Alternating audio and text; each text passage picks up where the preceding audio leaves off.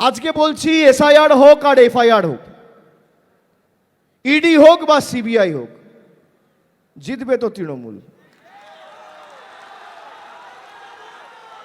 আর তোমাদের 50-এর নিচে নামাবো, 50-এর নিচে।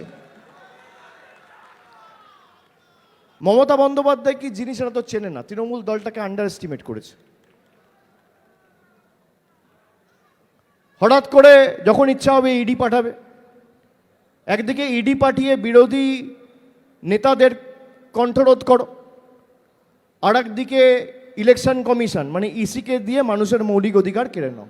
একদিকে ইডি আর একদিকে ইসি, আর অন্যদিকে মা মাটি মানুষ। ইডি ইসি ভার্সেস মা মাটি মানুষ।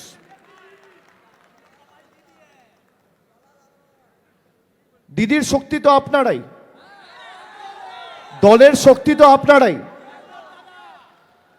কিন্তু আমরা যদি সবাই, আমাদের মধ্যে অনেকে আছে যারা আমাকে বলে দাদা আমরা তো জিতবই না, আত্মতুষ্টিতে ভুগলে চলবে না। ওভার কনফিডেন্সের কোনো জায়গা নেই।